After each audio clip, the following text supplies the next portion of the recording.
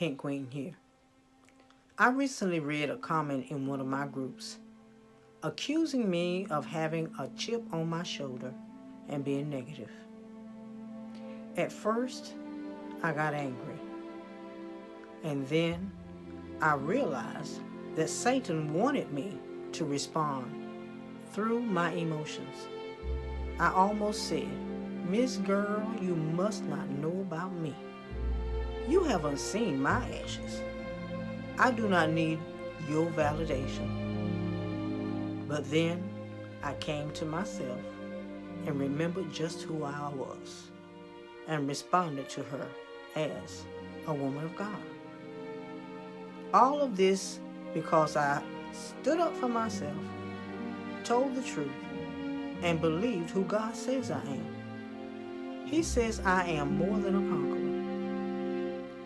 What conqueror do you know of that let other people tell them who they are or ought to be? Needless to say, she inspired me to write this piece. John 15:19 says, "If you were of the world would love you as its own. But because you are not of the world, but I chose you out of the world, therefore the world hates you." There will always be someone trying to make you feel like you are less than what you are.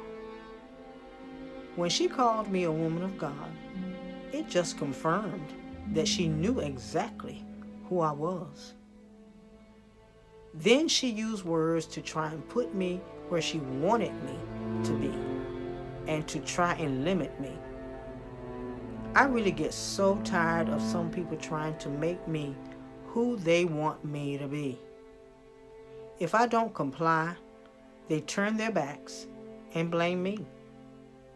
Why am I not enough just the way that I am? Why do I need to meet their criteria of what a woman of God should be? That is not their decision to make. I am who I am by the grace of God. So if I am enough for Him, why am I not enough for them? You see, some folks think that they determine who you are. But that is a form of control that people use to put you down because of the way you make them feel about themselves. Now, she did not and could not know who I consider myself to be. No one knows my thoughts except me and God. People go by their own perceptions, obviously. She perceived me to be a woman of God. So many people have their own idea of what a woman of God is. So this started me thinking how I see myself.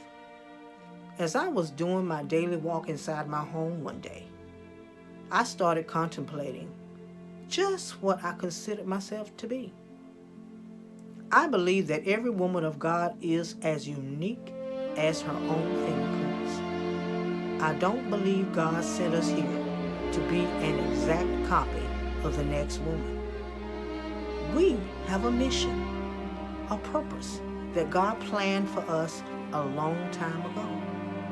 Really, the only thing we have in common is that we are women, children of God, and we love Jesus Christ. Moreover, we all know that when we love God, we follow all His commandments and statutes.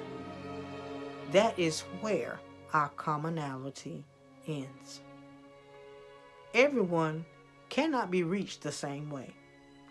We have to reach people with the gifts God has given us. And I must say, I can only be me and not any of my sisters. God uses us in ways that may not look right to man.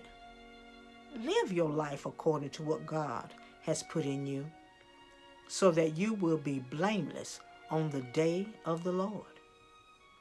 Ephesians 2:10 says, "For we are His workmanship, created in Christ Jesus for good works, which God prepared beforehand that we should walk in them.